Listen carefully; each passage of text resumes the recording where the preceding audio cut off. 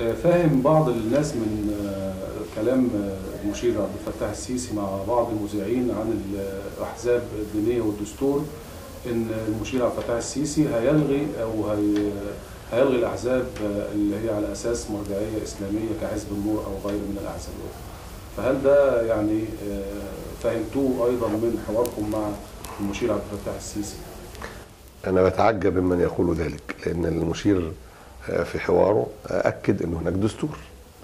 أنا بنتهز الفرصة وأكد أن الدستور نص على ما نص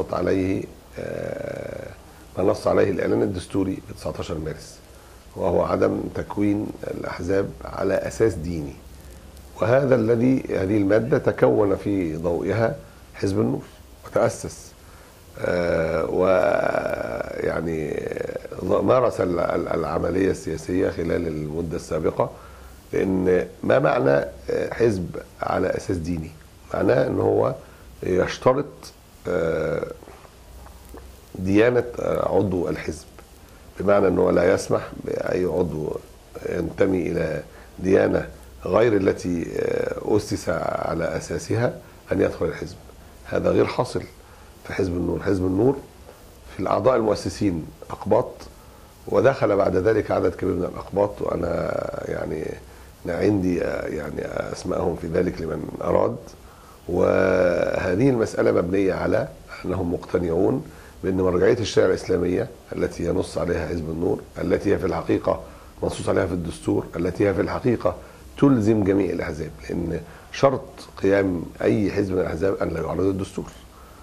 وبالتالي فمرجعية الشريعة الإسلامية المنصوص عليها في الدستور هي التي يرتضيها حزب النور وترتضيها كل القوى العاملة في الساحة الإسلامية، لأنها قبلت هذا الدستور ولو كانوا مخالفين في الملة، ولو كانوا مخالفين في الدين.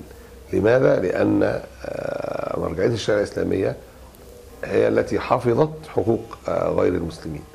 معنى آخر لقضية أن الحزب على أساس ديني هو أن الحزب يحتكر التعبير عن الدين الذي ينتمي إليه، ويحتكر الانتماء إليه، بمعنى أنه يقال أن هؤلاء هم المسلمون مثلا وغيرهم ليس مسلما. وده فكر مرفوض، احنا اللي بنرفضه ونقاومه ونحاربه، اللي هو فكر التكفير في الحقيقة، وقصر من يعني الحكم بالإسلام أو الإسلام يعني الحقيقي اللي غيره كفر أو نفاق على موقف سياسي معين أو تأييد حزب أو جماعة معينة. لا، احنا نعلم أن المجتمع المصري عامته من المسلمين، وبالتالي فحزبنا بيعبر عن رؤية ووجهة ليس المقصود منها إخراج الآخرين من الدين، أو من أنهم لهم حق أو وجود موقف سياسي آخر مخالف لرأينا، وإلا كانوا مخالفين للدين. نحن لم ندعي ذلك. حزب النور تأسس واستمر في العمل في ضوء هذه المواد، شارك في الدستور يعني، ودعي يعني من قبل السلطة المؤقتة إلى المشاركة في الدستور، وتمت المشاركة فعليا. غير متصور بعد ذلك أن يكون وجوده غير دستوري غير قانوني.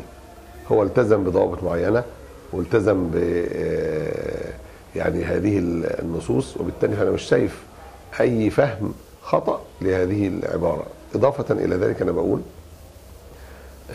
في الحديث الإعلامي المشار إليه، المشير السيسي سأل بكل وضوح وصراحة: هل يوجد ما يمنع من ترشح حد من السلفيين؟